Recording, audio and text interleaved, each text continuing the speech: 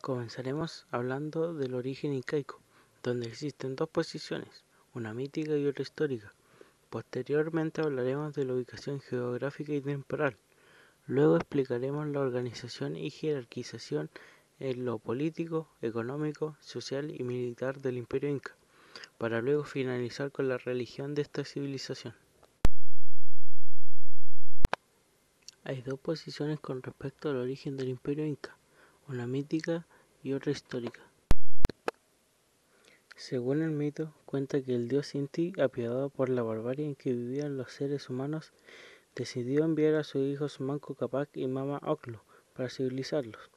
Estos salieron de las espumas del lago Titicaca y anduvieron errantes hasta encontrar un lugar donde se hundiera una vara de oro que les había dado el sol. Tras su largo viaje, la vara se hundió en las faldas del cerro Guanacahuere, donde fundaron la ciudad del Cusco. Según la historia dice que los incas provienen de Taipicala, antigua capital del estado Tiwanaku, que emigraron de Acamama, región del Cusco.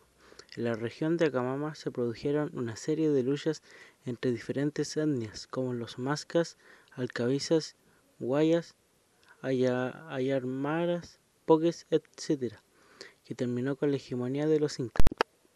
El imperio inca vendría a corresponder actualmente los territorios del sur de Colombia, pasando por Ecuador, principalmente por Perú y Bolivia, la mitad del norte de Chile y el noreste de Argentina. El imperio inca tuvo 4 subdivisiones: Chinchay Suyo al norte, el Coya Suyo al sur, el Anti Suyo al este y el Conti Suyo al oeste. La capital del imperio fue la ciudad del Cusco, en el Perú. El imperio inca se inicia en el año 1197 con el emperador Manco Cápac y finaliza en el año 1533.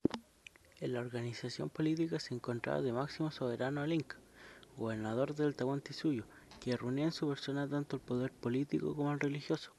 Era llamado Sapa Inca. Su poder no tenía restricciones. Sus órdenes se cumplían con la mayor celeridad y sin que nadie las objetara.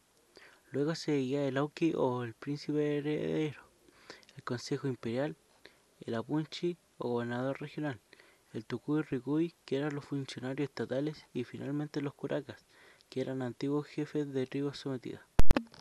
La economía inca era dirigida por el Estado, era sobre todo agraria y se basaba en cultivos como la papa y el maíz. Las tierras pertenecían al Estado y se repartían cada año entre diversos estamentos sociales. La ganadería era también muy importante. Destacaban los rebaños de llamas, alpacas y vicuñas, que procuraban carne, leche y lana, que se utilizaban también para el transporte.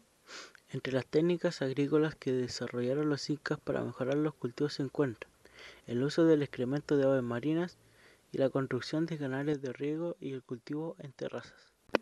El trabajo en el Tahuantinsuyo se caracterizaba por obligatoriedad. El trabajo era obligatorio para los habitantes del ayllu. Solo eran eximidos de ellos las personas con incapacidades físicas. Equidad. Este principio indica que cada individuo trabajaba dependiendo de sus capacidades físicas e intelectuales. Alterabilidad. Consiste en que no siempre se trabajaba en lo mismo. Esto fue practicado contra el cansancio, aburrimiento o tedio que implicaba realizar las mismas labores. Las principales formas de trabajo eran: la mita era un sistema de trabajo a favor del Estado imperial, donde se movilizaban multitudes de indígenas a trabajar por turnos en labores de construcción de obras estatales. La minca es el trabajo que se realizaba en obras a favor del ayo y del sol, una especie de trabajo comunal o forma gratuita y por turno. Era una forma de beneficio para el Estado. El aini era un sistema de trabajo de reciprocidad familiar entre los miembros del ayllu, destinado a trabajos agrícolas y a las construcciones de... El ejército era gobernado por el Inca. Luego en orden jerárquico seguía el Apu-Kispay, comandante general de los ejércitos del Inca. Luego el Atun Apu, capitán de un regimiento de soldados incas, y el Auca Runa, soldado integrante de un regimiento. Entre las armas estaban las estólicas, consistían en varas que lanzaban proyectiles llamados atlas. Las ondas, compuestas por una cuerda de longitud mediana donde se colocaba el proyectil, en este caso piedras esféricas, en el medio y lanzarlas mediante un movimiento circular de esta. La boleadora consistía en 2 o 3 proyectiles pesados unidos por cuerdas. Estos se hacían girar en el aire y posteriormente eran lanzados. También eran usados para la caza. Las lanzas, por lo general, eran de 2 metros de altura. Eran las favoritas de los soldados que pertenecían íntegramente a la etnia inca cusqueña. Todos los generales lo usaban como símbolo de poder. Las macanas eran de madera con un objeto pesado en la punta. Normalmente estos objetos pesados tenían formas estrelladas y eran las armas más comunes en el ejército inca. Se dice que los objetos pesados de la punta solían ser de oro o plata según el... Las mazas eran de maderos gruesos y con púas. Eran usados principalmente por etnias sureñas. Los escudos eran usados solo por algunos soldados. En general lo usaban los de mayor rango. Y eran de madera cubierta de cuero. Tenían grabados geométricos en su cara. Las pelleras eran usadas mayormente por la oficialidad. Solían tener grabados simbólicos de adorno. La organización social estaba conformada por la realeza, la nobleza y el pueblo. En la realeza se encontraba a la cabeza el inca. Luego venía la coya, quien era la esposa del inca, y el auqui, el príncipe heredero del imperio inca.